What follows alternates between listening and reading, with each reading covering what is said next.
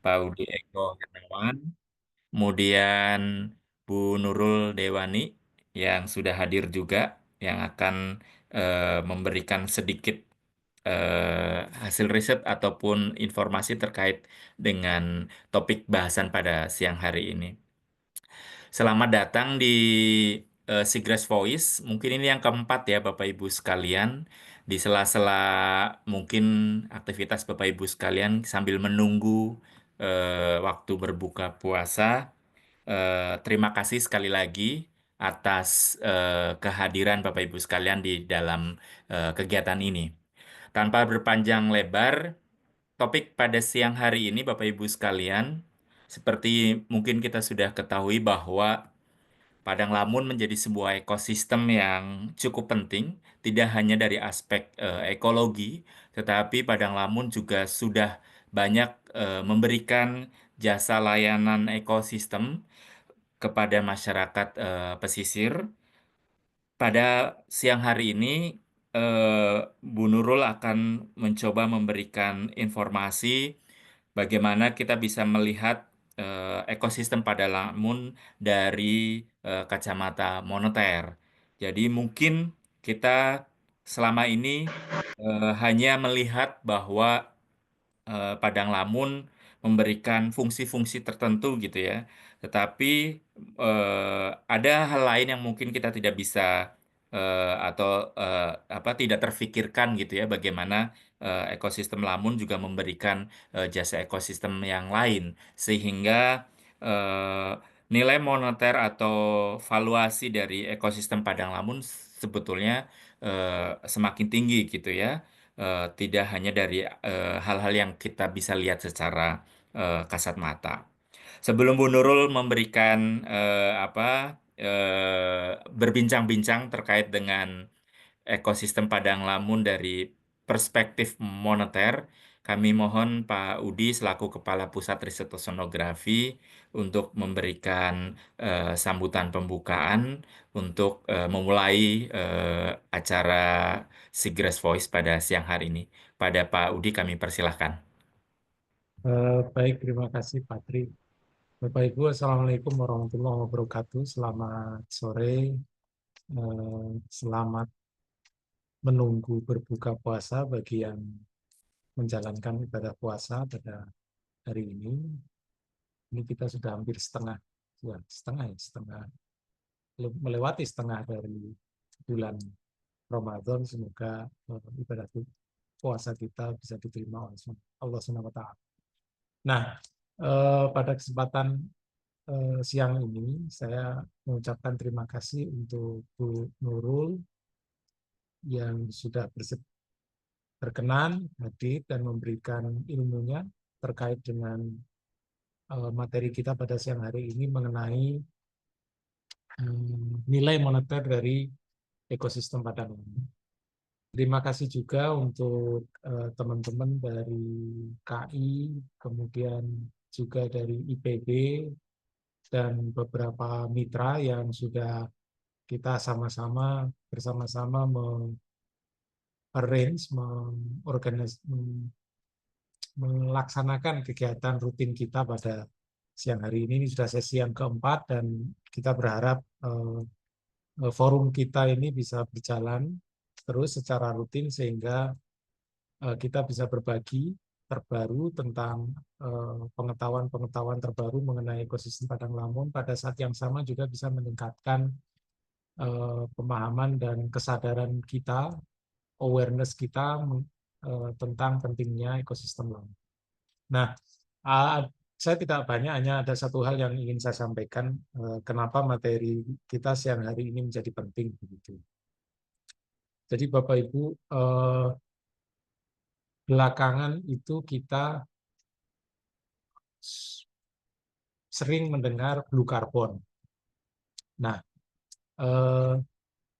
salah satu instrumen dari blue carbon sehingga instrumen ini actionable. Actionable itu adalah bisa dilakukan sebuah program atau proyek atau kegiatan yang terkait dengan blue carbon sehingga itu bisa masuk di dalam kontribusi dalam mitigasi perubahan iklim adalah bagaimana kegiatan blue carbon itu secara finance dari sisi keuangan itu visible. Dan selama ini kita belum menemukan eh, mekanisme finance yang visible, layak begitu, sehingga proyek blue carbon ini layak secara ekonomi.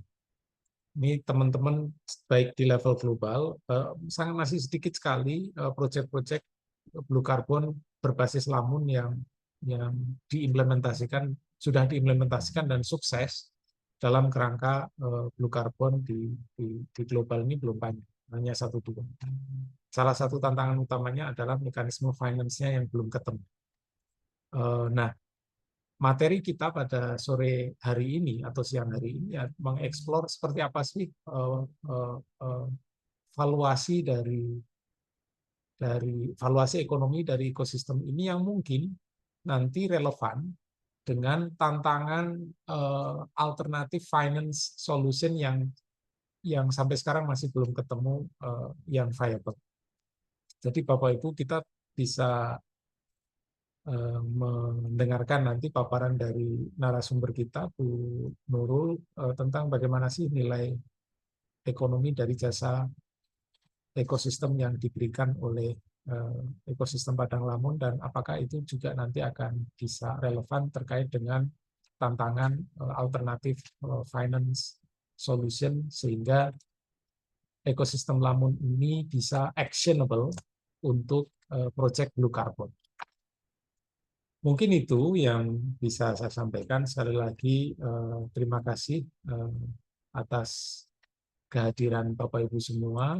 Terima kasih untuk narasumber, untuk moderator, narasumbernya Bu Nurul, moderatornya Pak Tri, dan terima kasih juga untuk KI, IPB yang sudah memfasilitasi acara kita pada siang hari ini. Demikian dari saya. Terima kasih Bapak Ibu semua. Selamat mengikuti acara melamun kita pada sore-sore ini. Saya kembalikan ke Pak Triyono. Terima Oke. kasih. Assalamualaikum warahmatullahi wabarakatuh. Waalaikumsalam warahmatullahi wabarakatuh. Terima kasih Pak Udi atas sambutan pembukaannya. Saya pikir ini menjadi pemantik diskusi pada siang hari ini bahwa sebetulnya kalau kita bisa memoneter dari jasa-jasa ekosistem lamun ini menjadi sebuah hal yang penting dan menjadi science base gitu ya untuk kita bisa memperhitungkan dalam berbagai kegiatan-kegiatan yang lain, mungkin pentingnya konservasi akan padang lamun dan mungkin upaya-upaya yang lain gitu ya. Kalau kita melihat sebetulnya nilai nilai padang lamun itu cukup cukup cukup bervaluasi gitu ya, maksudnya cukup bernilai. Saya tidak akan panjang lebar karena yang akan memberikan materi adalah Bu Nurul. Silakan Bu Nurul bisa menyampaikan materinya pada kegiatan siang hari ini. Layar dan waktu eh, saya silahkan 15 menit ya Bu. Oke, lebih dikit Silakan nggak Bu. apa-apa lah. Ya. Ya, Assalamualaikum warahmatullahi wabarakatuh. Selamat siang semua. Salam sejahtera. Saya pikir yang mengikuti ini juga eh, dengan lemes-lemes gimana gitu ya. Tapi saya pikir saya akan memberi semangat pada yang mengikuti supaya Ya. semangat gitu. Sebelum lemes, mungkin Mbak Hesti bisa Hmm, tampilkan profilnya Bu Nurul kali ya. Profilnya Bu Nurul Profil mungkin apa? Oh, yang ya, gurita. ya. Silakan operator bisa tampilkan. Ya, teman-teman mungkin yang baru gitu ya, atau teman-teman mahasiswa yang baru mengetahui dan mengikuti kegiatan ini. Ini adalah peneliti dari Pusat Riset Oceanografi BRIN. Sudah bisa ditampilkan Mbak Hesti profilnya Bu Nurul? Kalau enggak ya saya kira-kira aja ya Bu Nurul ya. Ya Bu lah, Nurul, terserah. nama lengkapnya Nurul Dewani Mira Safri. Kalau teman-teman mensitasi paper-papernya gitu ya, eh, terkenalnya adalah Safri gitu, karena Safri adalah nama bapaknya ya Bu. Hmm. Beliau adalah peneliti ahli utama di Pusat Riset Oceanografi BRIN. Saat ini tergabung di dalam kelompok riset sistem sosial ekologi atau Social Ecological System Research Group bersama saya. Beliau menempuh pendidikan terakhir di IPB University dengan topik yang sama, yaitu terkait dengan apa seagrass gitu ya, atau padang lamun, juga memvaluasi padang lamun. Banyak pengalaman yang sudah dilakukan Bu Nurul gitu ya, tergabung berbagai tim kerja dan lain sebagainya gitu ya. Saya pikir cukup mumpuni dan teman-teman yang terkait eh, atau interest dengan topik-topik terkait dengan Bu Nurul bisa kontak beliau di apa Pusat Riset Oceanografi. Saya pikir itu Bu Nurul perkenalannya. Silakan Baik, dilanjutkan, Bu. ya. Terima kasih. Oke, baik saya akan lanjutkan. Saya izin share screen ya, Mas Tri ya. Ya, Nggak silakan. pakai basa-basi nih.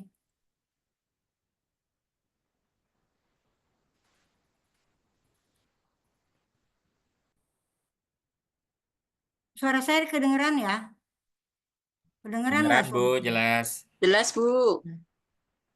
Jelas, terus ini saya gede. Nah, ini jelas. Ya, oke. Hmm. Oke. Baik, Bapak Ibu, adik-adik, Mbak-mbak, Mas-mas kalian, terima kasih yang mengikuti acara ini pada hari ini. Pada kesempatan ini memang kami dari BRIN tadi seperti Pak Udi katakan dari BRIN dan KI itu punya acara ngelamun sore-sore gitu ya. Jadi setiap bulan 2 kali atau sekali kalau nggak salah. Sebulan sekali. Nah, nanti ini berseri. Ini adalah yang keempat gitu. Nah, pada kesempatan keempat ini saya mau saya mau mengajak bapak-bapak, ibu-ibu, adik-adik, eh, mbak-mbak, mas-mas untuk melihat ekosistem lamun dari kacamata moneter gitu ya. Maksudnya dari kalau orang lihat oh ekologinya ada kesehatannya sekian, indeksnya sekian, ininya sekian. Kalau saya berapa sih duitnya gitu kan? Berapa sih harganya? Itu yang akan saya mau share pada siang hari ini. Mudah-mudahan nggak bikin ngantuk ya. Baik, saya lanjut.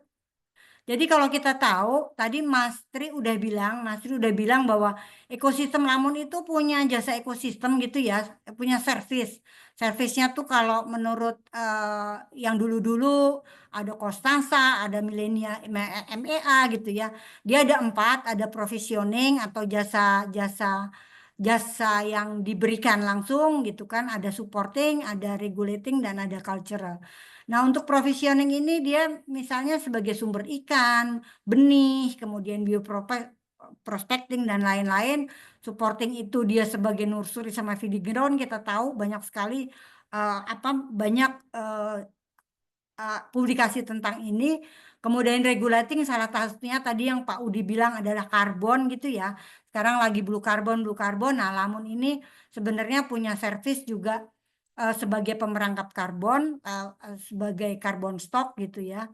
Eh, dan juga dia apa dan banyak lagi pelindung pantai, pemerangkap karbon, menjaga pH dan sebagainya.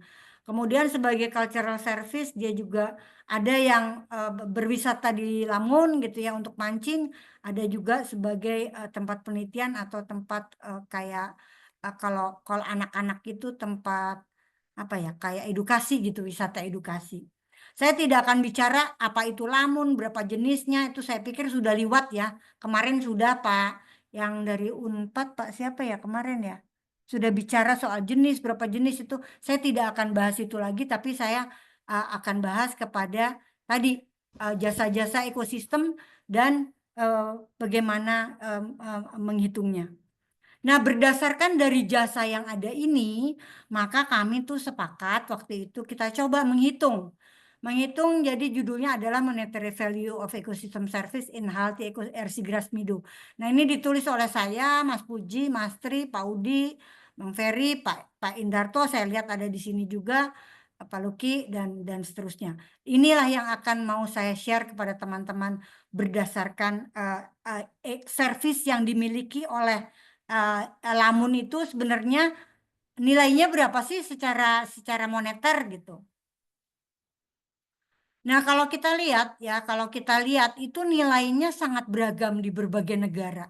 Gitu ya. Kalau di Guangxi dan komponennya tadi juga bukan hanya enggak, kadang ada yang komplit, ada yang enggak komplit gitu ya. Dan penggunaan istilah ekosistem servisnya juga masih pada yang dulu pada penghitungan ada yang direct, ada yang indirect. Maksud saya gini. Seperti di Guangxi ya. Di Guangxi dia bilang ada supporting service, regulating service, provisioning, cultural. Nah, ini sudah mengikuti kaidah daripada jasa ekosistem. Kemudian untuk di Oceanic provisioning service-nya. Kemudian untuk di Mediterania kampanye itu provisioning service-nya sebagai coastal fisheries. Nah, untuk di Thailand itu campur antara ekosistem service dengan model penghitungan valuasi yang direct indirect value. Nah, kemudian ada regulating, kalau ini pakai ekosistem service. Kemudian ini pakai istilah sendiri, dia bilang di Tanjung Mukim Johor ini pakai locally access value gitu ya. Jadi semua yang bisa diakses oleh lokal. Dan satu lagi external access value yang diakses dari eksternal. Nah, ini mereka kasih istilah sendiri-sendiri dalam menghitungnya. Kemudian yang di Bangkok pakai non-use value.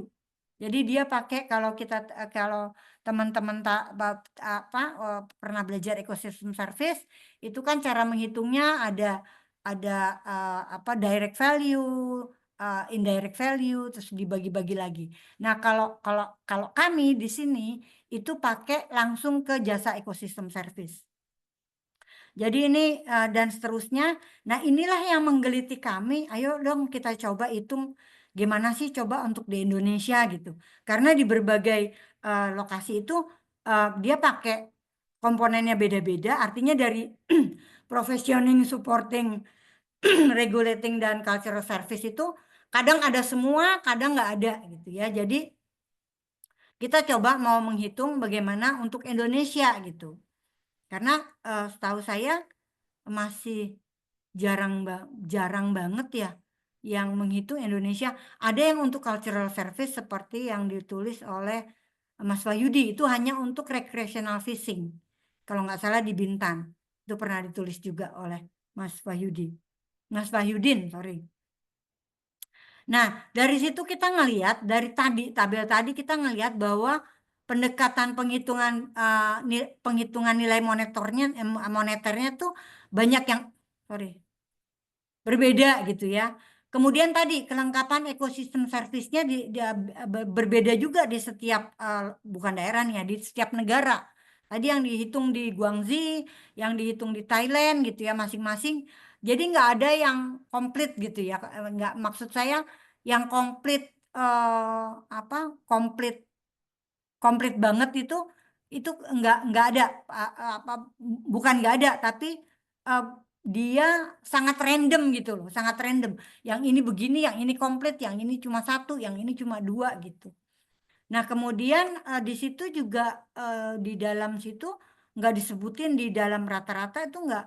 Kadang mereka tidak menyebutkan luas dan kondisinya. Luasnya mungkin ada, tapi kondisinya tidak ada. Nah, berdasarkan itu maka kami coba melakukan penelitian untuk valuasi ekonomi yang ada di Indonesia dengan mengambil data di Bintan sama di Wakatobi. Pemilihan ini kami berharap bahwa Bintan mewakili Indonesia Barat, kemudian Wakatobi juga mewakili Indonesia Timur. Dan yang terpenting bahwa servisnya dari Sigras itu servisnya tuh ada.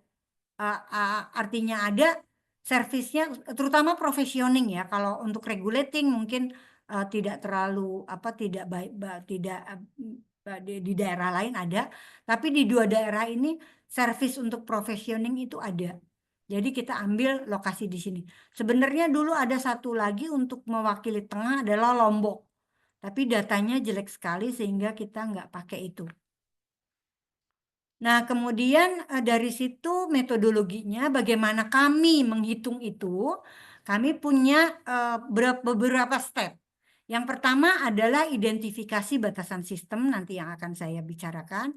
Kemudian yang kedua, identifikasi dan mengelompokkan komponen dari ekosistem service, tadi provisioning, supporting, regulating, dan cultural.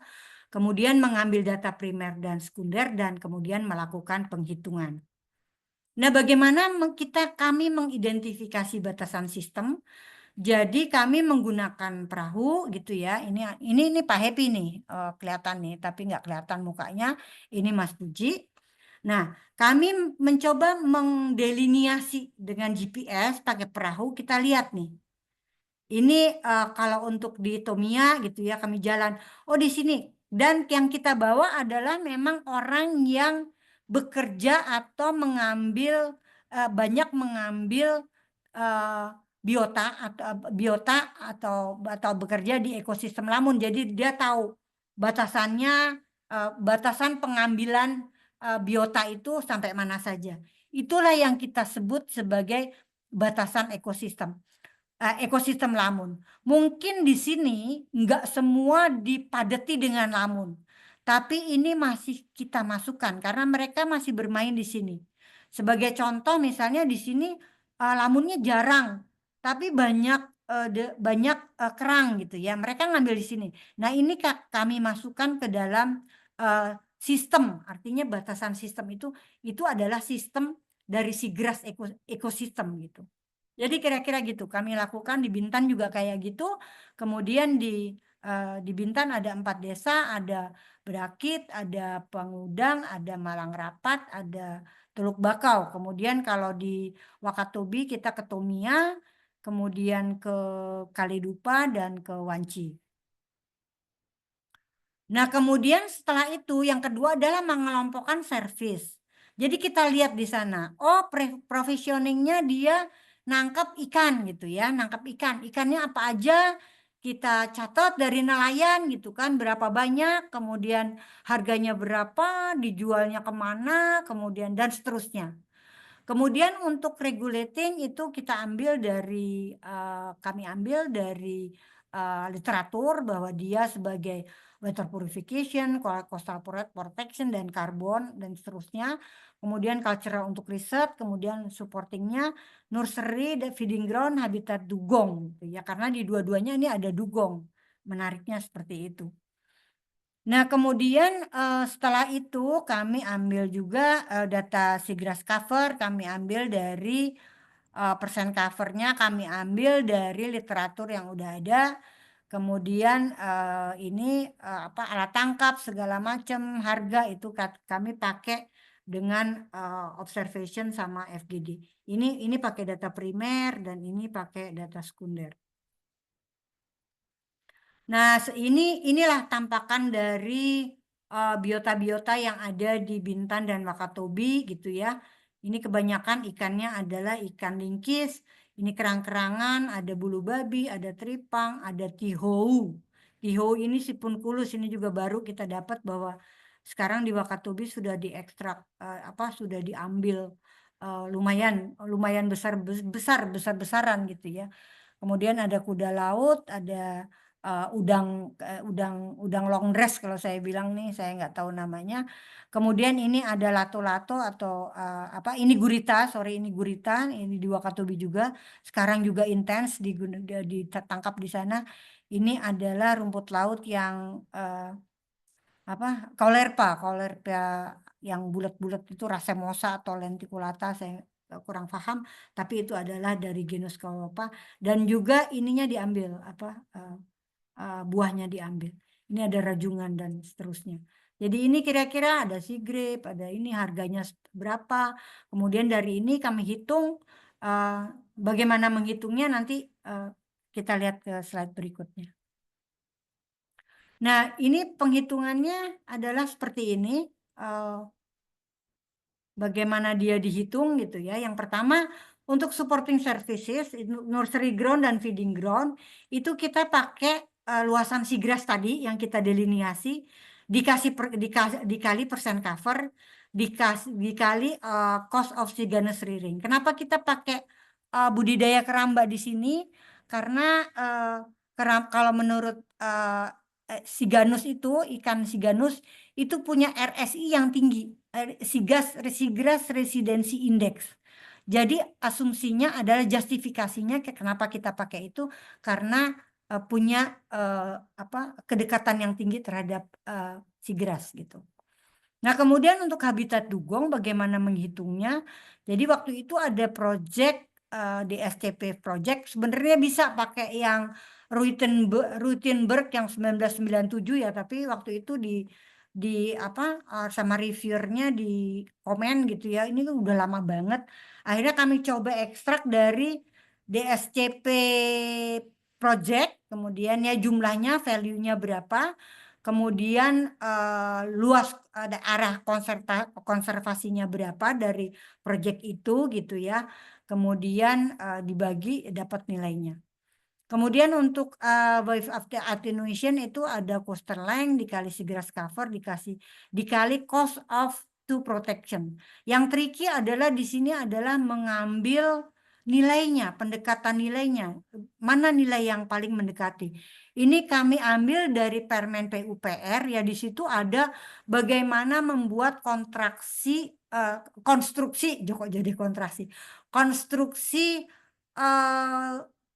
talut gitu ya, membuat talut barrier di laut itu, dan kami tidak mengambil keseluruhannya karena nilainya gede banget gitu ya, nggak masuk akal juga gitu. Kami ngambil hanya bagian to-nya ini, to protection-nya ini ada. Dia jadi bagian dasarnya itu kami sisihkan, kami gunakan. Nilai inilah yang kami pakai. Jadi bukan semua dari talut itu gitu. Cuma dasarnya aja. Nah, kemudian water filtration itu juga dia punya punya service seperti itu.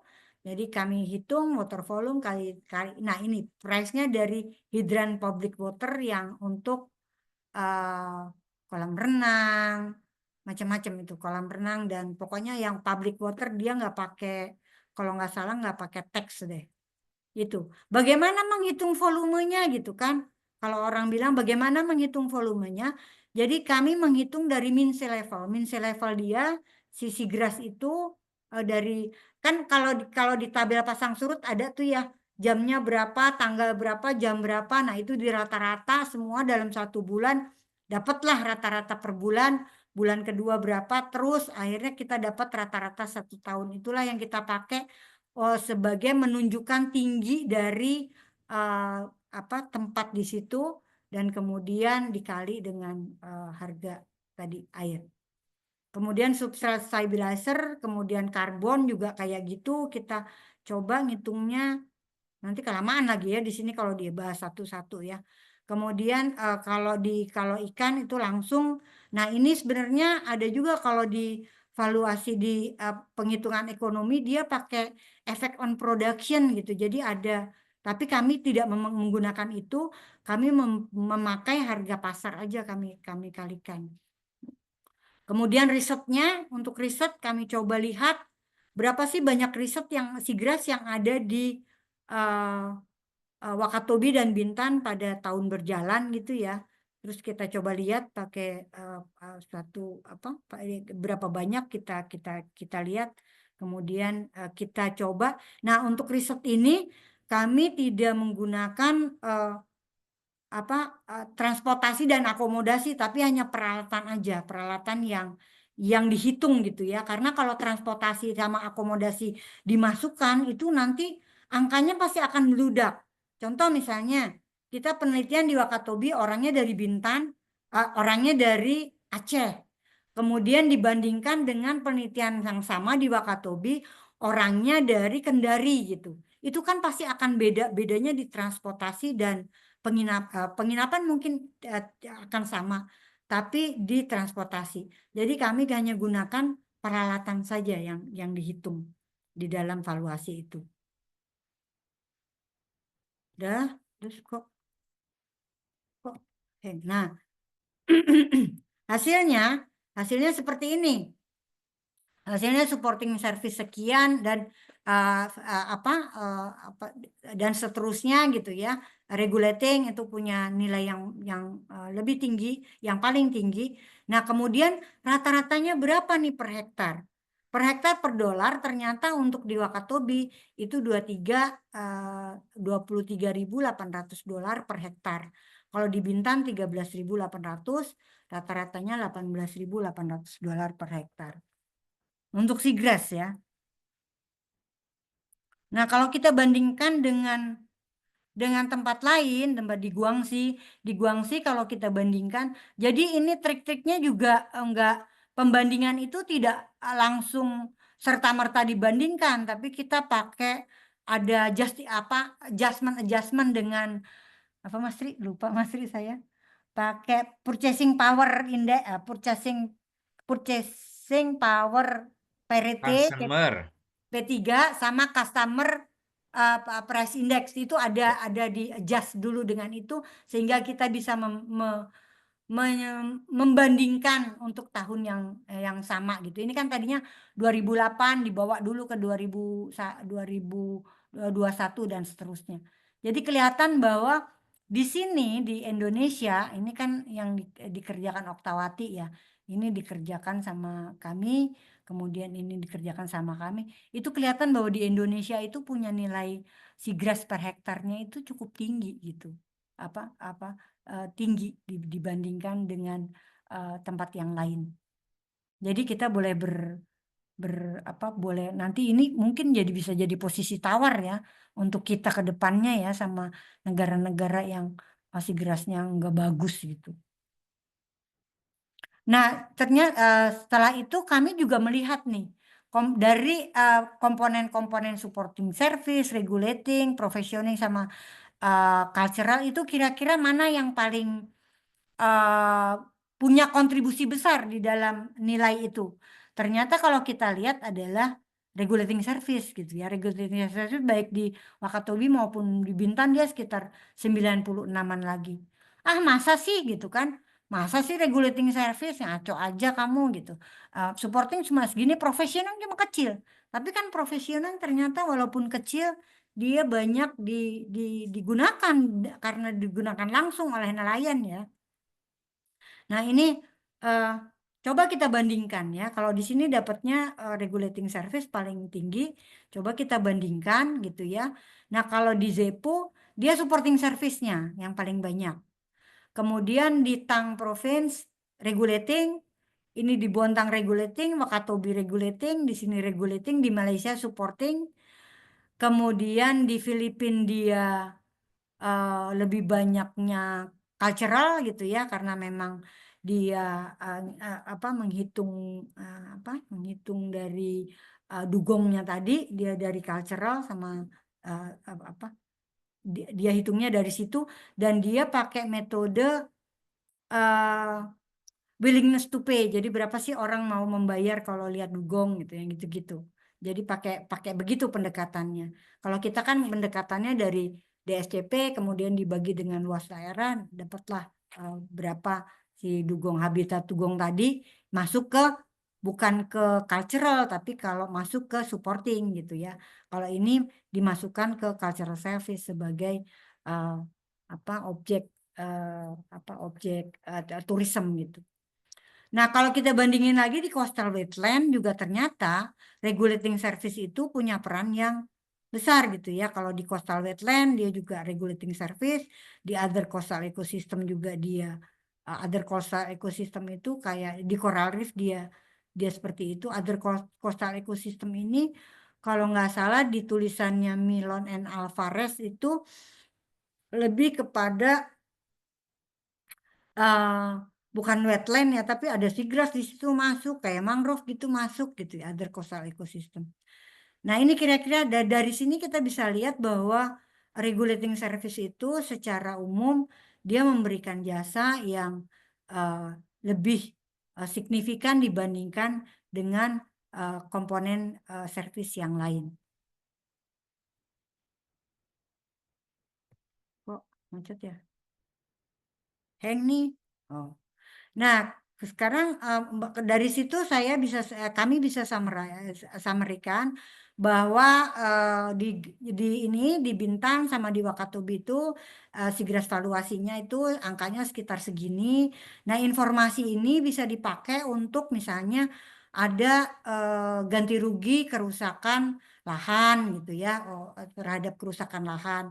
Tapi itu juga jadi dua mata pisau ya. Nanti kayak kemarin model pagar laut itu nanti bisa aja oke aku bayar sekian tapi ini aku ganti aku rubah jadi sekian. Itu juga bisa jadi dua dua mata pisau yang saling bisa nusuk gitu ya. Artinya kira-kira kayak gitu. Nah, kemudian ternyata nilai dari SIGRAS valuasi ekosistem SIGRAS ini sangat dipengaruhi oleh coverage sama oleh coveragenya gitu ya. Jadi kalau di Wakatobi itu kan lebih tinggi, walaupun secara luasan dia tidak seluas di Bintan gitu ya. Nah, terus kemudian dari situ kita juga dapat bahwa regulating service itu bisa mempunyai kontribusi yang paling signifikan di dalam SIGRAS ecosystem service. Terus yang berikutnya professional service itu punya kontribusi yang kecil tapi dia punya makna. Jadi kayak kalau kita analogikan seperti mikronutrien. Kan ada makro ada mikro. Mikronutrien itu dia perlukan sedikit tapi dia punya fungsi yang vital buat tubuh gitu kan. Nah, ini juga provisioning seperti itu. Jadi dia memang kontribusinya kecil tapi dia menghidupi orang banyak gitu ya, terutama di masyarakat yang tinggal di pulau-pulau kecil gitu. Nah, dari fakta-fakta ini nggak ragu lagi deh bahwa SIGRAS ekosistem itu harus kita konservasi atau kita jaga. Nah, future risetnya seperti apa nih? Dari sini apa yang bisa yang saya nggak tulis saya nggak tulis semua ya. Jadi yang perlu kita lakukan karena tadi itu kita kan menghitung valuasinya dari mengambil replacement cost ya dari cost yang lain terus kita bawa. Nah, kenapa kita nggak mencoba menghitung nilai dia? Contoh misalnya sebagai feeding ground ya, SIGRAS ekosistem sebagai nursery ground atau feeding ground. Kenapa nggak kita coba hitung dia secara secara moneter gitu. Jadi mungkin dari aliran energinya kita bisa hitung sehingga kita dapat feeding ground di SIGRAS itu sekian loh. Jadi kita nggak berandai-andai pakai keramba lah, kita pakai transfer ininya, benefit transfer tuh pakai nilai keramba kita pakai buat menghitung itu. Jadi benar-benar dari real harga masing-masing komponen. Itu yang perlu kita lakukan ke depannya. Kalau memang nilai ini mau benar-benar mendekati keadaan yang real. Yang kedua, mungkin bisa menggunakan ada yang namanya CISES ya, the Common International Classification of Ecosystem Service, untuk menghitung untuk menghitung magnitude tadi, besarannya berapa gitu. Itu bisa kita pakai pendekatan CISES. Ini lumayan baru juga 2023 ya. Jadi kalau kita dulu kan menghitungnya pakai gitu kan, misalnya untuk direct use kita pakai berapa berapa ikan yang tertangkap dan seterusnya. Nah, nanti kita bisa coba pakai pendekatan sisa. Ini sebenarnya sama aja, tapi sudah lebih terstruktur, lebih struktur di sisa ini. Ininya komponennya lebih apa yang dihitung, kemudian itu lebih terstruktur. Nah, kemudian yang perlu dilakukan lagi adalah menspasialkan nih ekosistem service nih. Kita perlu spasial. Kalau tadi kan angka-angka, ngelihat angka aja orang udah males ya. Tapi kalau secara spasial, oh terjadi pengurangan dari tahun sekian ke tahun sekian, angkanya sekian, gambarnya kayak gini, pengurangannya di komponen yang ini. Itu akan lebih gampang dan lebih lebih mudah bagi pengambil kebijakan untuk melakukan satu pengelolaan atau action gitu. Saya pikir itu terima kasih ini Ya, apa lab saya gitu ya, labnya Mas Tri. Terima kasih saya kembalikan ke moderator. Terima kasih saya kembalikan ke moderator ya. Mas Tri. Saya Terima stop. kasih Bu Nurul Ya, atas pencerahannya bagi teman-teman yang mungkin dan yang mungkin baru mengikuti dan mungkin juga baru menggeluti perlamunan gitu ya. Ternyata tadi dari Bu Nurul dan kawan-kawan memperlihatkan bahwa sebetulnya jasa layanan ekosistem dari Padang Lamun cukup banyak gitu ya, dan berbagai metode juga cukup banyak. Tapi yang terpenting adalah bagaimana sebetulnya tadi Bu Nurul sampaikan, eh, meskipun sudah ada, tapi kita perlu mencoba mengkonversi gitu ya nilai-nilai tersebut sehingga mungkin sesuai dalam konteks kekinian gitu ya, seperti nilai mata uang saat ini dan sebagainya tadi perlu mengkonversi dengan Consumer Price Index dan lain dan sebagainya. Dan di chat room sudah ada beberapa yang coba bertanya gitu ya. Mungkin eh, kami beri kesempatan dulu kepada yang ingin raise hand. Kalau memang ada pertanyaan, kalau enggak kita akan satu persatu dari chat room. Ada yang ingin raise hand? Silakan Bapak Ibu sekalian. Oke, sambil menunggu yang pertama nih Bu Nurul dari Mbak Susan gitu ya. Tadi Bu Nurul menyebutkan fungsi-fungsi atau mengkategorikan jasa layanan dari ekosistem Padang Lamun dari provisioning, supporting, regulating, kemudian ada cultural gitu ya. Nah, mungkin bisa memberikan penjelasan sedikit, Bu, bagaimana pengkategorian ini gitu ya. Maksabnya mungkin, kemudian mhm. masing-masing fungsi ini maksudnya apa gitu ya. Karena Mbak Susan ini menyampaikan bahwa sama nilai ekonomi karbonnya apakah ikut dihitung juga dan masuk kategori mana gitu ya terhadap nilai fungsi-fungsi tersebut. Silakan Bu Nurul. Oke, baik. Makasih Mbak Susan. Nah, jadi kalau di masapnya ekosistem service ya, itu dia ada yang namanya empat service. Jadi setiap ekosistem ekosistem service itu adalah apa yang diberikan oleh ekosistem kepada dan bermanfaat untuk manusia. Itu yang bisa itu yang harus kita pegang dulu. Jadi bermanfaat itu bisa langsung bisa tidak langsung kan. Nah, kalau dari masap ekosistem service itu ada 4. Yang pertama adalah saya mulai dari provisioning ya. Jadi jasa penyedia. Jadi si ekosistem ini, kita ngomong ekosistem lamun ya, dia menyediakan apa sih yang bisa dimanfaatkan oleh masyarakat gitu kan, oleh orang. Misalnya ikan, nah, menyediakan tripang, menyediakan eh, apa ya, menyediakan pokoknya biota lah ya, biota ikan, tripang, kerang, dan sebagainya. Itu adalah provisioning service. Nah, kemudian kalau regulating service, dia jasa pengaturan. Dia mengatur, jasa pengatur itu dia artinya dia nggak langsung. Tapi misalnya nih, kalau ada lamun, maka di tempat kampung saya itu tidak akan mengurangi terjadinya abrasi gitu ya. Itu salah satu servisnya.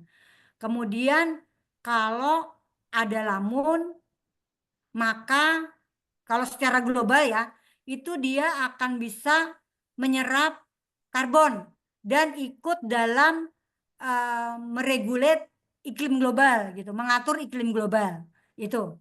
Kemudian lagi Fungsi lamun adalah penjernih air. Kan banyak tuh penelitian. Dia kalau ada sedimen gitu ya, ada sedimen datang atau TSS, terus mentok daun lamun gitu, dia turun ke bawah sehingga airnya jadi jernih. Nah itu adalah kalau airnya jernih artinya kan kehidupan di situ, fotosintesis akan berjalan baik gitu kan, sehingga dia kehidupan di situ atau rantai makanan di situ akan jadi bagus, akan lebih baik gitu ya dibandingkan dengan mungkin daerah yang kotor gitu. Nah, itu yang disebut dengan regulating. Kemudian yang disebut dengan cultural itu adalah kalau dia misalnya punya nilai untuk religi gitu ya. Oh iya di sana kayak kita misalnya oh ke gua apa gitu kan. Itu dia punya nilai religi tuh itunya di situ gitu. Nah, kalau di Lamun itu kan rata-rata enggak, tapi dia bisa buat rekreasi. Misalnya rekreasi. Ya, Oh, ada yang mancing di situ.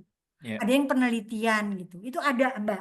Kategori-kategorinya tuh ada. Ya, Penelitian jadi itu nilai masuk. karbon masuknya ke Nah, kategori nilai mana, Bu? karbon itu Mm-mm. masuk karena karbon itu dia sebagai regulating iklim gitu ya, regulate Mhm. iklim, membantu Mhm. regulate iklim, maka masuk di regulating service gitu. Hmm. Itu Oke. kira-kira Ya, oke, Bu.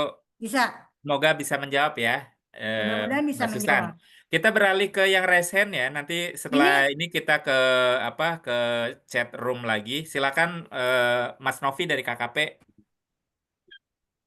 Terima kasih, Mas Ri. ya, Halo, Ya, Mbak Nurul. ya, halo Mas. Ketemu lagi. Ini Mbak, kayaknya yang nanya teman-teman gue juga deh nih BID, memeriahkan, Mbak. KKP, Memeriahkan. ampun. Nah, nanya, itu kalau nggak salah dengan Mas Puji Rahmadi ya, Mbak ya? Ya, Nah, dulu itu Mas Puji Rahmadi itu kan kayak apa istilahnya, berdiskusi soal metode emergi. Emergi, Mbak iya, ya? iya, Ya, iya. itu apakah menggunakan itu atau tidak dan gimana gitu Mbak? Saya lupa ya emergi. Jadi ini mungkin pertanyaan agak informal. Apakah itu penilaiannya itu menggunakan emergi atau tidak atau ada metode lain yang digunakan selain emergi yang sudah menjadi hasil Mbak Nurul ini. Kemudian yang Nah, kedua itu Mbak, apa ya. nilai ini gimana ya? Akan tetap nanti nilai rupiahnya ini, nilai currency-nya ini, nominalnya ini, gitu ya Mbak, akan tetap nanti atau itu juga berubah Mbak dengan berjalannya waktu begitu. Maksudnya berubah dengan apa? Akibat degradasinya yang akan terus terjadi sehingga mungkin nilai rupiah saat ini atau pada waktu dipublis itu bisa jadi akan berbeda dengan waktu yang lain gitu. Makasih Mbak. Oke, oke. ya Mau silakan Bu Nurul. satu-satu aja ya biar nggak ini ya, ini rada Siap. enak otak gue Ya, puasa. Oh, Baik, santai. Mas Novi, betul sekali. Pakai Ya, energi itu memang bisa menjawab secara keseluruhan gitu ya, menjawab keseluruhan. Cuma gini, kalau saya berpikir kalau kalau kalau nggak salah Mas Puji pernah menghitung untuk terumbu karang, dia menghitung energi besarannya gitu kan. Nah, eh, kalau dari kacamata kita di Sigras ini Bu Nurul, itu maaf. hah? Mungkin secara singkat emergi apa dulu karena mungkin ya kan banyak teman-teman mahasiswa nih. Singkat aja, Oke, Bu. oke, oke, oke, oke. Bahasa emergi atau itu apa? Ya, Silakan, Bu. oke, makasih, makasih. Baik. Nah, kalau pendekatan dengan energi, ya energi itu adalah embedded energy. Jadi gini, gini, apa ilustrasinya? Kalau kita dapat ikan 1 kilo, ya, ikan 1 kilo nih, itu energinya ikan itu 1 kilo berasal dari mana aja? Ditarik ke belakang, mulai dari matahari, dia matahari terus dipakai buat fotosintesa, pakai macam-macam jadi produsen dimakan jadi plankton, plankton dimakan zooplankton, zooplankton dimakan ikan kecil, terus akhirnya sampai ke 1 kilo ini. Jadi itu di tracking tuh, di tracking si energinya itu. Energi 1 kilo ikan itu berasal dari apa saja. Oke. Artinya artinya itu energi itu ya, embedded Ya, energy. Kita ngitung dari ya, asalnya seperti ya. apa. Nah, untuk penelitian ini kami tidak menggunakan emergi. Kenapa tidak digunakan? Karena kami 50-50 nih, menggunakan yang total economic valuation biasa atau apa gitu. Makanya tadi di future result Mas, itu kita menyarankan bahwa ada di masing-masing komponen. Kalau yang emergi itu bisa digunakan untuk menghitung nursery ground atau feeding ground. Jadi itu akan cocok digunakan untuk itu. Jadi berapa sih nilai feeding ground di situ? Pakai energi. Jadi mulai dari matahari terus ke plankton, ke zooplankton, ikan kecil, terus mau berhenti sampai di mana? Itu kita bisa pakai energi. Sebenarnya ini juga bisa, tapi kan kita banyakkan ngitungnya pakai data-data sekunder. Artinya kita pakai benefit transfer lebih banyak dan itu pakai data sekunder sehingga akan sulit kita pakai emergi Mas untuk dapat datanya gitu ya, untuk menghitung pakai emergi. Nah, Oke. kemudian yang kedua tadi apa Mas? Yang kedua, apakah nilai moneter Oh dari ya. Padang Lamun ini dengan berkembangnya waktu Oke. akan Nah, berubah gitu nilai atau seperti apa? nilai ini Mas, itu dinamis. Jadi sekarang kita bilang, makanya tadi saya bilang perlu dispasialkan. Perlu kita menspasialkan ini supaya nanti misalnya 5 tahun ke depan, apakah ada penambahan lamun ataukah ada penambahan penggunaan servisnya. Jadi tadinya misalnya orang hanya ngambil ikan saja, kerang saja, tapi tadi ada tihou, ada apa, itu kan tambah kan? Pemanfaatannya tambah. Nah, itu akan merubah angka. Jadi nanti ini akan sangat tergantung pada masing-masing servisnya, dinamika servisnya. Dan dinamika ekologi dari sisi grass itu sendiri. Apakah dia bertambah atau dia berkurang gitu. Itu kira-kira kayak gitu. Bisa jawab nggak, Mas? Oke, Ya, makasih sudah siap. clear. Makasih Mas Oke. Novi. Satu lagi Tur. dari yang resen, Mas Andri, silakan sebelum kita ke chat room. Ya, sore Bu Nurul. Ya. Aduh, Andri lagi. Mau nanya apaan? Kepencet kayaknya Bu. Sekalian Hah? dah.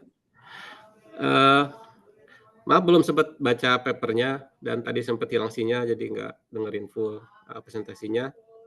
Saya mau nanya ini aja Bu, kemarin sempat masukin nilai harga lamun per tegakannya nggak Bu?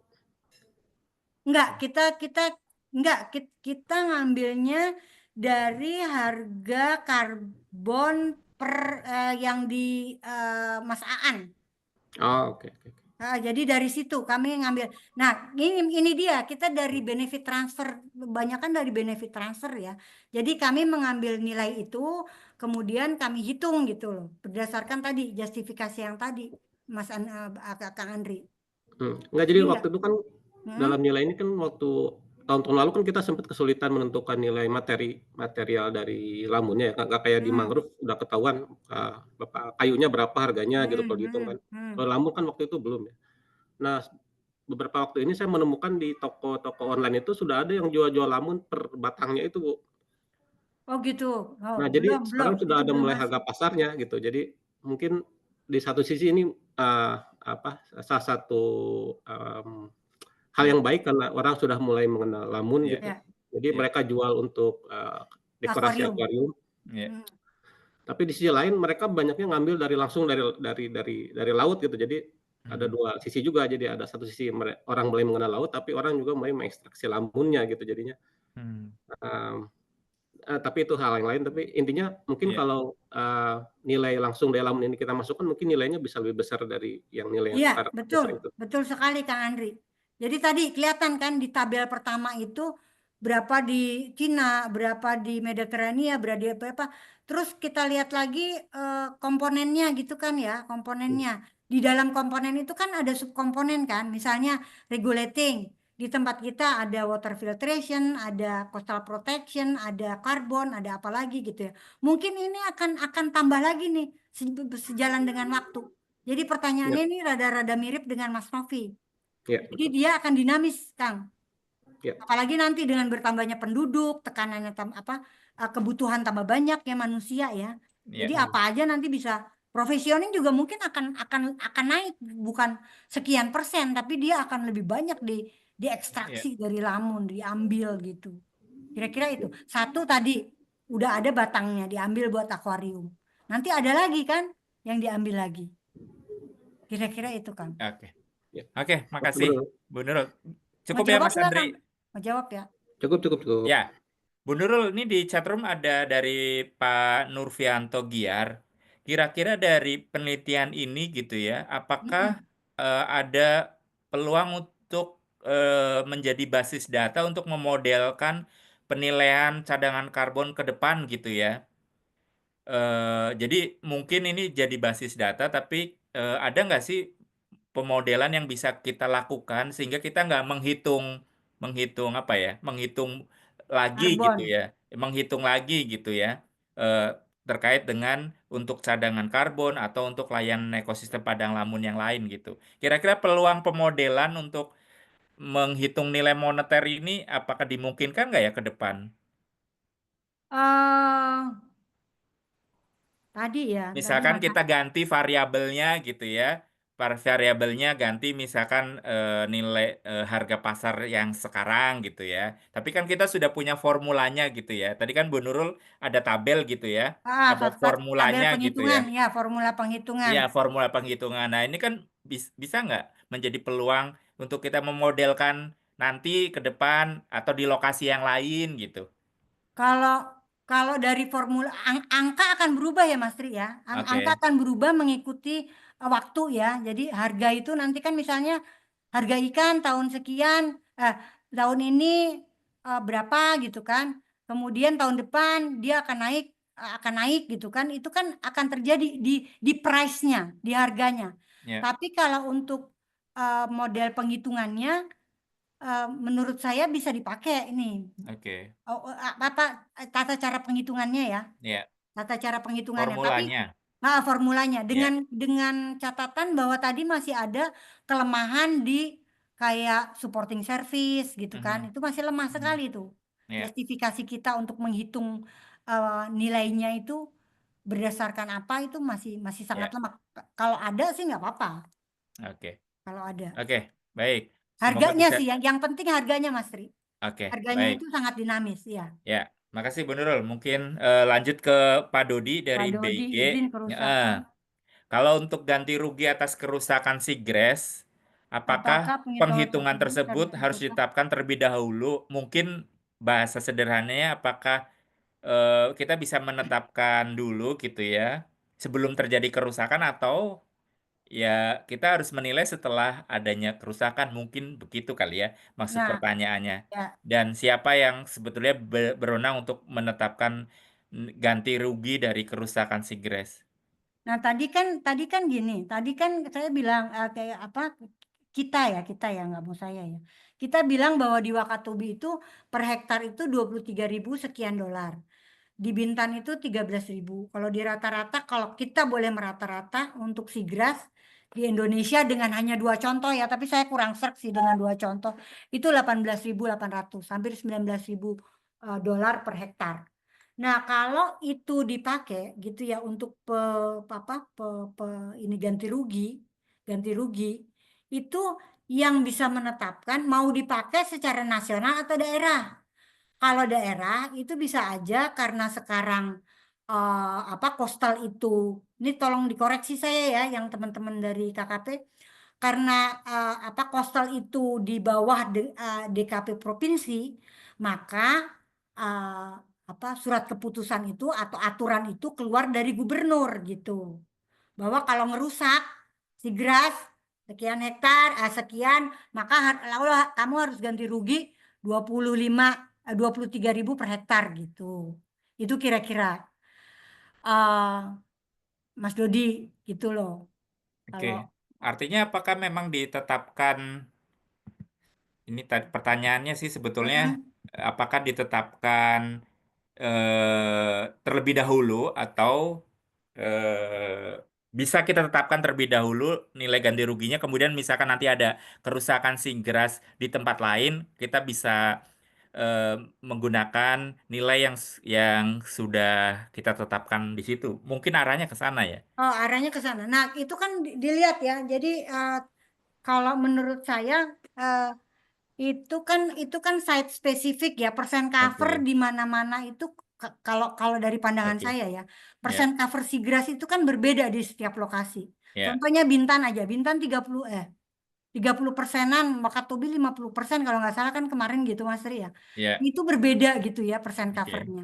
oke, Nah, kalau misalnya disamain itu nilainya beda. Tadi kan saya bilang bahwa ternyata harga nilai ekonomi sigras itu bergantung pada luasannya, persen Hmm, covernya gitu ya, luasan si oke, sigras itu sendiri.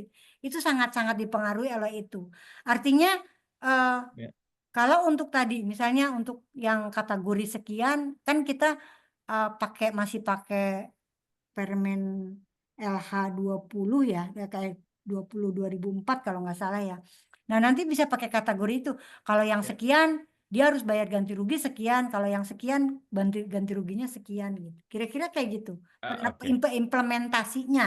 Ya, artinya dari poin dari Bu Nurul sampaikan adalah masing-masing lokasi punya karakteristik Pasti berbeda ya. masing-masing berbeda dan perlu Ya, adjustment ya, juga ya, sesuai dengan karakteristik tersebut gitu ya. ya, Sehingga kalau misalkan kita menggunakan nilai dari daerah lain tentunya perlu di-adjust gitu ya ya, terhadap kontekstualisasi sesuai dengan lokasi ya, kerusakan yang terjadi gitu ya. ya. Oke, yang berikutnya Ya, dari Bu Mas Tri, izin Rohani sharing Mas Tri. ya. Jadi kemarin saya ngebantu KLH untuk mengecek lokasi yang rusak akibat reklamasi, Mas Tri. Ya, Kemudian kan dihitung, dia harus ganti rugi berapa nih begitu. oke. Nah, kan kalau kita pakai nilai yang misalnya nilai jasa ekosistem kan kita bingung nih, ini dananya akhirnya mau dikasihin ke siapa nih gitu kan, ini kan penyalur jasanya kan banyak nih, ada. Hah? Mhm, Nah, Gimana?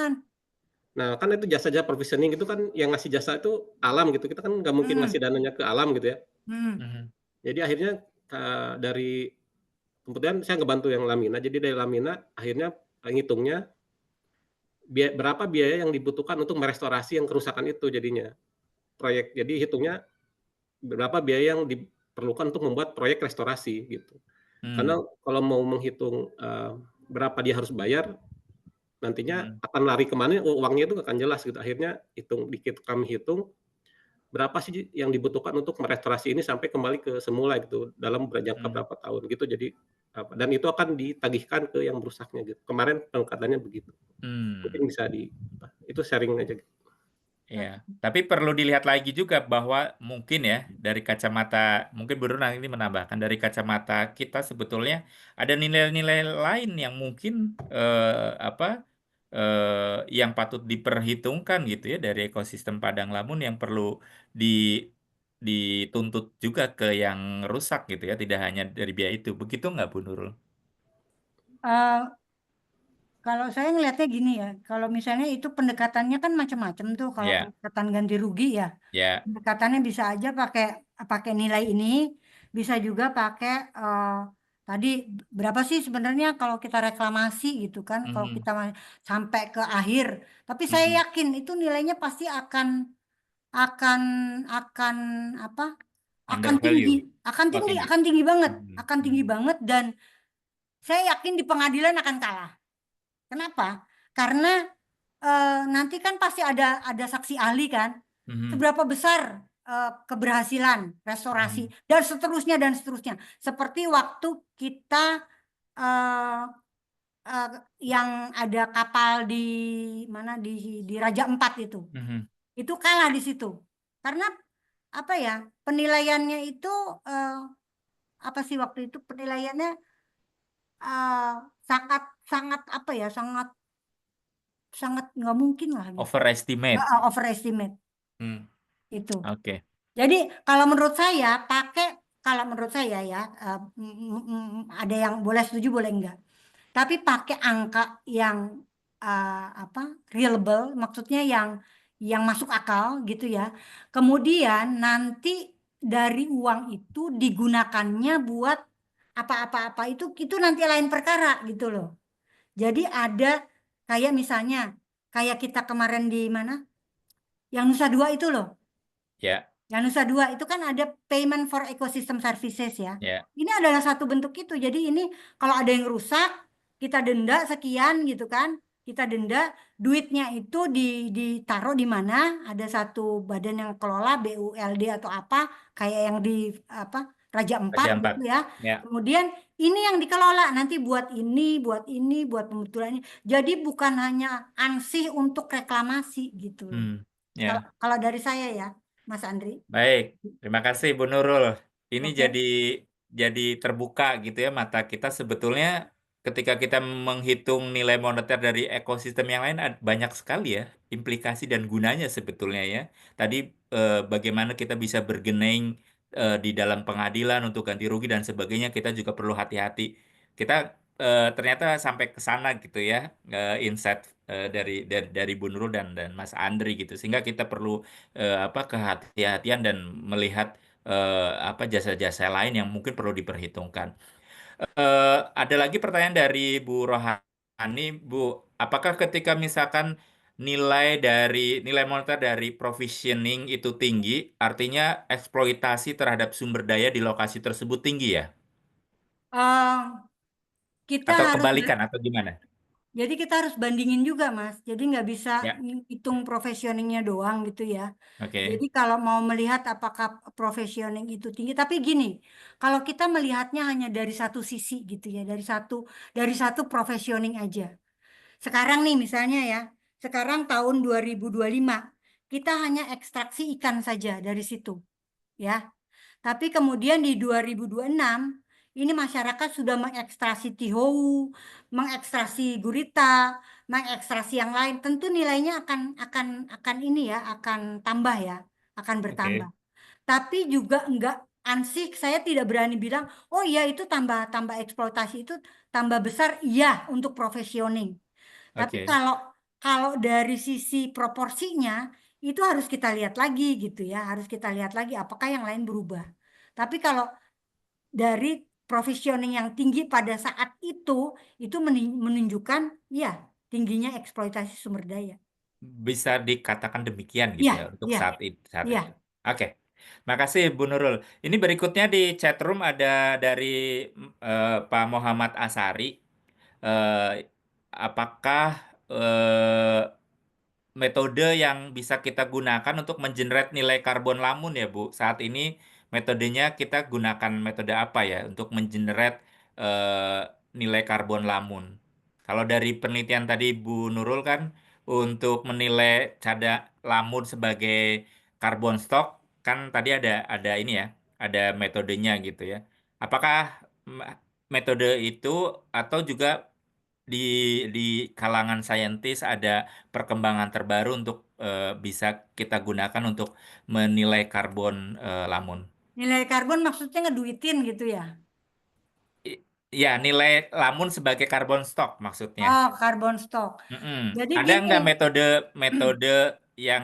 yang bisa di-generate, yang bisa digunakan untuk bisa menilai lamun sebagai ekosistem yang penyimpan karbon? oke, oke baik, terima kasih. Jadi kalau kita bicara karbon, itu kalau di lamun, itu kan ada karbon itu disimpan di above, below, sama sedimen ya. Sama sedimen. Ya, Nah, yang kita hitung ini karena angka sedimennya, kalau nggak salah kita nggak pakai angka sedimen dah. Jadi yang dari literaturnya yang masaan publish, eh, Prof. Aan publish, ya, itu hanya dari above sama below. oke. Jadi ini masih bisa berkembang, nilai ini masih bisa berkembang. Jadi masih bisa nambah. Nah, kemudian bagaimana kita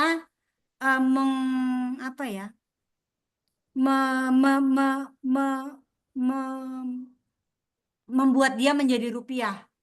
Nah, kita Hmm, waktu itu ngambil dari perdagangan karbon, dari oke, IDX indeks apa itu?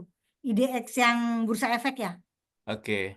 Dari situ, Dari perdagangan karbon ya. Hmm, jadi kita ambil, kemudian angkanya itu kalau nggak salah 58.000 itu per ton gitu. Hmm, Jadi itu yang dikalikan, angka itu yang kita pakai. Karena oke. itu angka yang resmi ya untuk Indonesia Hmm, gitu. oke. Itu Oke, kira-kira terima kasih Bu. sudah saya Ini jawab. pertanyaan berikutnya ramai juga nih menjelang kita berakhir sesinya. Jadi lamun ini kan secara visual merupakan ekosistem yang tidak hanya terdiri dari lamunnya, namun juga ada sedimen gitu ya, sebagai tempat hidupnya lamun. Apakah bisa dilakukan penambahan penghitungan dalam menilai kehilangan ekosistem lamun sebagai apa? Sebagai sedimen yang hilang gitu. Saya pikir dari yang dihitung menghitung itu ya Bu ya tadi ya. Nah, ini ada dua mazhab juga ya. Jadi Ya, menghitungnya ini menghitung sumber daya atau menghitung kan kalau kalau untuk kepentingan karbon, kalau untuk kepentingan karbon yang sekarang itu eh, kelihatannya harus ada stok dan emisinya. oke. Nah, emisi ini agak sulit gitu ya. Maksudnya Hmm. kalau lokali kayak di Wakatobi gitu ya, ngitung emisinya itu datanya kan kurang itu, kurang banget itu. Oke. Emisi itu kan biasanya apakah dia di dredging, apakah dia ada uh, apa ya? Mungkin antropogenik juga bisa bisa dihitung kalau Mhm, kalau nggak mhm. ada data sorry data dari apa kerusakan dari alam gitu kan atau gimana gitu itu belum itu kita kita kita kan kemarin nggak ke sana Mas Frit. Oke, Tapi baik. yang sedimen itu bisa dimasukkan dan Ya, angkanya bisa akan lebih tinggi. ya, baik. Baik, saya pikir semoga bisa terjawab. Saya pikir ada yang ingin resen lagi. Ini yang di chat room sudah tidak ada lagi. Semoga perspektif dari Bu Nurul ini memberikan pencerahan dan mungkin hal yang baru gitu bagi teman-teman mahasiswa yang hadir di sini ataupun para pengambil kebijakan gitu ya yang ada di sini juga bisa memperhitungkan bagaimana nilai moneter dari lamun ini untuk pengambilan kebijakan untuk praktek-praktek pengelolaan padang lamun. Mas Dodi mau resen, silakan. Iya, dikit aja. Nyambung Silakan yang Mas tadi. Dodi. Serem saya nih Mas Dodi nanya terus. Nyambung yang tadi, Bu.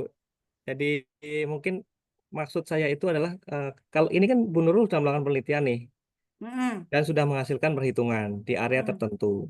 Nah, artinya kita sudah memiliki informasi yang sudah teruji lah ya di lapangan sudah tervalidasi seperti itu. Nah, eh, terkait dengan pertanyaan tadi, kalau misalkan ini ditetapkan oleh pengambil kebijakan di wilayah tersebut, itu bisa dijadikan dasar ketika nanti ada kerusakan gitu loh. Apalagi kalau memang penetapannya ini sudah apa ya bermuatan hukum gitu loh. Jadi ketika nanti ada kasus di pengadilan dan lain sebagainya sudah punya ketetapan ini loh perhitungan servis lamun di wilayah saya tahun sekian. Kemudian kalau ada kerusakan berarti kehilangannya bisa dihitung berdasarkan penghitungan yang Bu Nurul lakukan saat itu gitu. Dan itu sudah berkekuatan hukum. Nah, Bisa. jadi gitu Bu, maksud saya Ya, tadi pertanyaannya. bisa. Jadi bisa, Mas. Bisa banget, Mas. Jadi kalau berkekuatan hukum, tadi saya bilang, yang bisa memberikan kekuatan hukum itu adalah gubernur kan, peraturan gubernur mana gitu kan, karena eh, wilayah pesisir itu kan sekarang apa otoritasnya apa provinsi kan gitu. Jadi gubernur, jadi keluarnya dengan keputusan gubernur gitu. Bisa, Nah, Mas, sangat saat ini bisa. sudah ada Bu praktek untuk itu ke Belum, sana? belum, Belum ada ya? belum, belum ada. Ya. Tapi Ya. saya takutnya gini, karena apakah kalau dilihat tadi kan perbandingan nilai kita itu lumayan besar ya dibandingkan dengan negara lain Hmm, ya. hmm. Di negara Ya, lain $200 per hektar, 700 ya. sekian gitu. Kita kan gede kan. Artinya kan kita punya satu punya ekosistem ekosistem yang bagus gitu di negara ini. Dan eh, menurut saya angka itu juga ya apa make sense lah gitu untuk ganti rugi gitu loh Hmm, Siap, siap. hmm. Makasih Bu. ya kan ya Mas Novi kayaknya raise hand lagi, Bu. Silakan Mas oke. Novi. Iya, kali ini mungkin membantu menjawab ada dua terkait pertanyaan Mas Dodi dan tadi yang juga disampaikan terkait ganti rugi. Jadi eh, saya perlu mengecek hal ini, tapi ada nanti peraturan dari di pusat, Bu Nurul, Mas Dodi, yang dan itu terkait dengan ocean account ya. Ocean account Oke. itu pengampunya di Direktorat Konservasi ya. Nanti mereka akan punya nilai konstanta atau nilai rupiah di tiap provinsi atau lokasi. Saya nggak tahu breakdownnya di level administrasi apa. Nah, itu nantilah yang akan ditetapkan dan akan menjadi acuan nilai pengganti rugi kalau ada suatu kerusakan. Itu terkait dengan ocean account, Mbak Nurul, Mas Dodi, dan Bapak Ibu. Ya. Nah, sekarang ini sedang ada yang sudah diukur, disampling begitu, ada yang belum gitu ya. Dan nah, ini masih membangun itunya, membangun per wilayah administrasinya ya, membangun itunya. Tapi nanti akan ada nilai-nilai seperti itu. Itu melalui sistem National Ocean Account. Artinya per daerah itu akan ada punya konstanta sendiri gitu ya, Betul, ini Mas. Mas Novi. Betul, Mas. Karena mangrove atau lamun atau terumbu karang di Pulau Pari mungkin akan berbeda dengan ekosistem yang sama di Raja Ampat misalnya. Nah, itu seperti itu. Nah, itu akan saya belum familiar terkait pembagian regulasinya di pusat dan daerah. Tapi karena saya di pusat agak sedikit-sedikit mendengar itu bahwa nanti akan ada sistem National Ocean Account yang di mana nilai-nilai valuasi ekonominya akan masuk ke situ. Dan itu nanti akan diwujudkan secara spasial juga. Ya. Oke. Ya, Matur nuwun, menarik sekali. Ya, Itu menarik, Mas. Menarik, Mas. Jadi Iya, menarik ini, Mas Dodi. 38 provinsi ini punya konstanta yang berbeda, cuma ada satu nilai kan.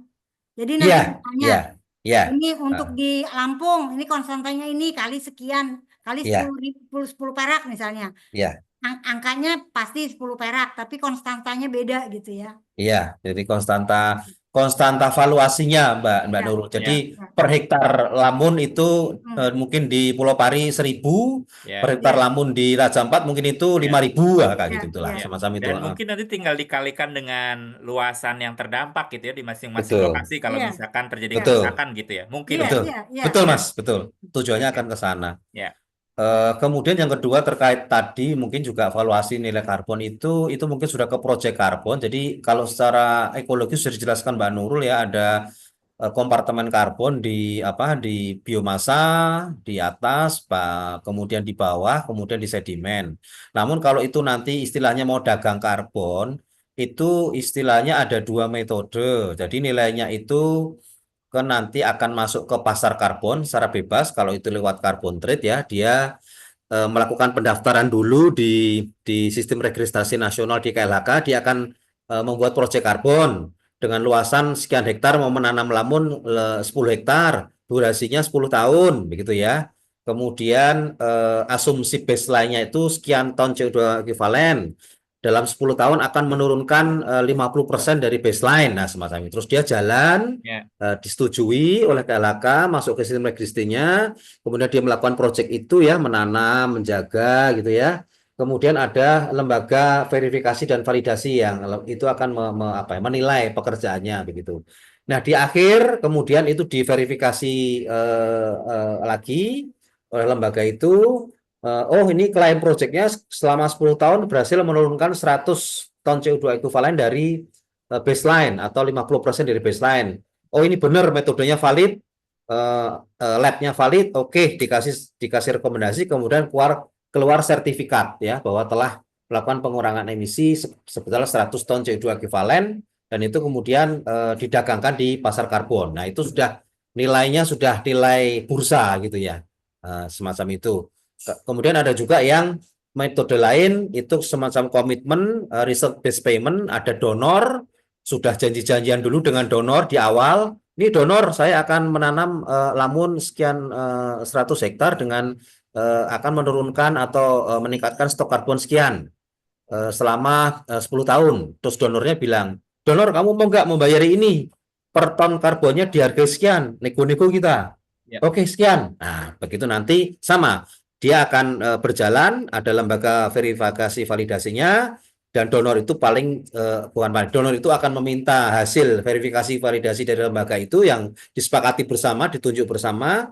Terus oke, kamu sudah berhasil menurunkan separuh dari total komitmen. Nih cair termin 1. Nah, kemudian lanjut, kemudian yang sampai termin akhir itu terbukti juga oke cairnya sekian. Nah, semacam itu. Kalau itu yang dimaksud dengan nilai monetasinya. Terima kasih Mbak Nurul, Mas Ri. Terima kasih Terima Mas kasih Novi Mas atas Novi. tambahan Ya. perspektifnya. Mungkin pertanyaan terakhir ya dari Pak M. Nasir. Ini Bu, bahwa sebetulnya sekarang kan berkembang nih kegiatan transplantasi lamun di beberapa lokasi gitu ya.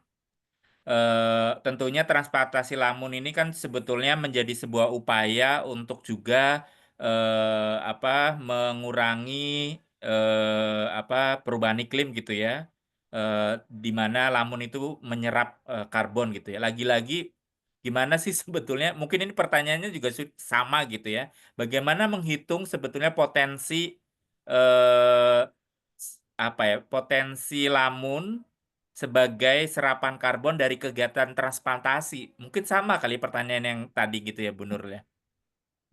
Ya, Silakan, ini Bu. kan ini saya mencoba membayangkan gitu ya, Ya, transplantasi itu kan menanam ya, menanam oke. lamun gitu kan. Ya, Menanam satu daerah yang kosong kemudian dengan lamun. Tapi yang mesti kita ingat adalah yang kita tanam itu kan sudah ada, dia sudah mengandung karbon. Jadi artinya yang kita hitung ke depan adalah pertambahan pertumbuhan dari si lamun ini. Jadi contoh misalnya, yang pertama kita hitung, oh dia ternyata ya kita harus ngitung gitu berapa yang kita tanam di apa? Karena kita nggak bisa klaim dong. Contoh kita misalnya nanam apa sih Mas? Nanam apa sih pohon yang gampang? Nanam eh, dan halus. bukan yang halus lah, yang gampang lah. Misalnya lidah buaya satu batang gitu ya. Lidah Ya, buaya satu batang panjangnya dari akar sampai ujung itu adalah misalnya 10 cm. Terus ya. kita tanam. Nah kemudian dia dia nih yang kita tanam itu kan udah ketahuan tuh berapa stok karbonnya. Kemudian kita tanam 6 bulan. 6 bulan kemudian dia menjadi 2 kali lipat. Artinya stok karbon yang ada dari hasil transplantasi itu bukan dari awalnya, tapi pertambahannya. Jadi dari Oke. transplantasi itu dia bisa pertambahan karbonnya itu berapa gitu. Dan itu dilakukan untuk below below, above sama di sedimen gitu. Jadi Ya, nggak bisa serta merta terus nanem terus kita hitung gitu ya stok karbon. Ini logika aja ya, logika aja oke. ya. Karena Ya, kan tadi kan potensi dari transplantasi. ya, Artinya kalau dari transplantasi kan dari artinya tidak ada menjadi ada. Nah, ya. pas ada dia tuh udah mengandung karbon. Yang kita tanam itu kan sudah mengandung karbon kan?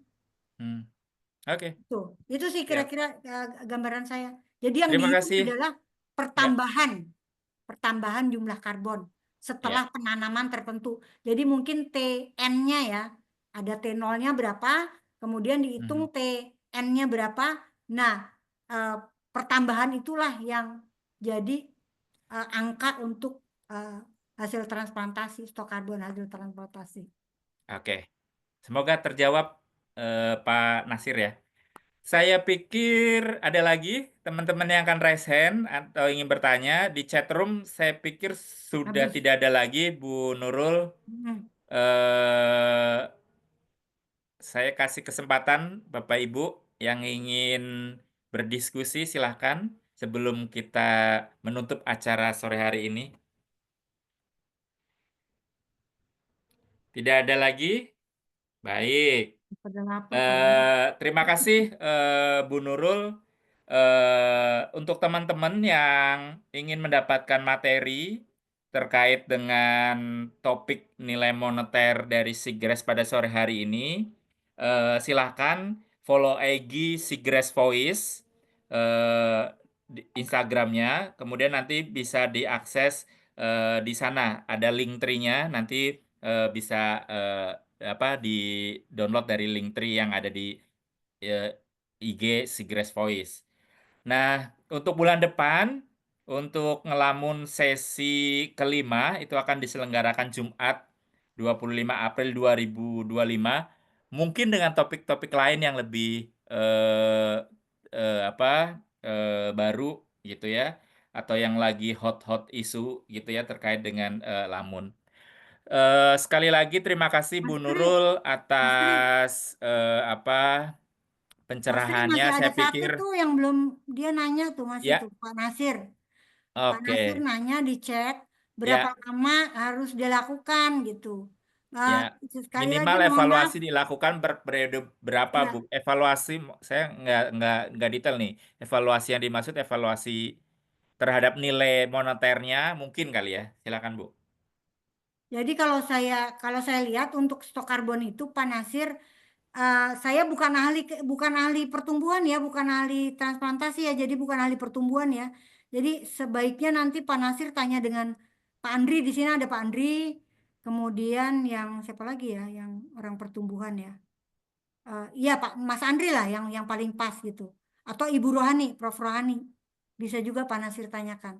Jadi berapa Oke. sih dia growth rate-nya itu ya, kan kalau itu kan lihat pertumbuhan kan, pertumbuhan si Ya. lamun itu berapa sih growth rate-nya per hari gitu.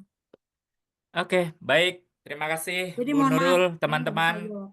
Sebelum kita menutup, kita akan melakukan dokumentasi untuk pertemuan siang hari ini. Silahkan Bapak Ibu sekalian bisa mengaktifkan video, kemudian mengambil gaya sesuka hati untuk kita dokumentasikan. Mbak Hesti, kita mulai ya. Kalau udah semuanya. Ini tadinya harusnya 60 nih, tapi karena mungkin sholat Indonesia Timur gitu ya, asar dan sebagainya sudah izin sholat, tapi tidak apa-apa kita sampai yang sore hari ini. Silakan kita mulai ya. Ada berapa slide nih? Dua Oke, doang, dua. 2 ya. Oke, slide pertama 1, 2, 3. Kedua 1, 2, 3. Oke, cukup ya, panitia. Baik. Terima kasih sekali lagi Bu Nurul. Terima kasih Bapak Ibu sekalian yang sudah atau hadir dalam kegiatan siang hari ini. Saya pikir ini menjadi topik yang menarik dan tadi kami melihatnya bahwa sebetulnya ada penelitian-penelitian ke depan yang mungkin masih perlu dilakukan gitu ya untuk melengkapi adanya gap riset yang ditemukan pada penelitian Bu Nurul dan kawan-kawan ini gitu ya. Dan ini menjadi peluang untuk teman-teman mahasiswa mungkin, kemudian teman-teman dosen dan lain sebagainya untuk melakukan penelitian-penelitian yang tadi yang perlu dilakukan ke depannya. Dan untuk para pengambil kebijakan tentunya nilai moneter ini bisa menjadi basis data untuk bisa tadi salah satu contoh kasusnya adalah bagaimana bisa mengklaim misalkan ganti rugi terhadap siapapun yang melakukan perusakan gitu ya, termasuk juga bagaimana melakukan pengelolaan terhadap ekosistem lamun di daerahnya gitu ya, tentunya dengan catatan-catatan yang tadi selama diskusi kita. Demikian Bapak Ibu sekalian, saya yang memandu acara ini kalau ada kekurangan saya mohon maaf. Sekali lagi terima kasih. Selamat berbuka puasa. Saya akhiri ngelamun sore-sore Sigres Voice edisi keempat dengan Alhamdulillahirobbil alamin. Sampai ketemu lagi di ngelamun edisi kelima. Begitu ya Bapak Ibu sekalian, semangat, selamat Lebaran, mohon maaf lahir dan batin. Terima kasih. Assalamualaikum warahmatullahi wabarakatuh. Waalaikumsalam, Mbak Prof, Mbak Terima Lili, kasih. Kak Ika, ya Mantap, Mbak Allah. Nurul, Terima mantap. kasih Bu Ah, Nurul. Terima kasih semuanya. Suaraku hilang, Mbak oh, Nurul. suaranya ya Allah. Ayo, Sehat-sehat Bu Rohani. ayo beli takjil, ayo beli takjil, ayo beli takjil, Sudah Ngawur takjil, ngawur takjil. ayo beli takjil.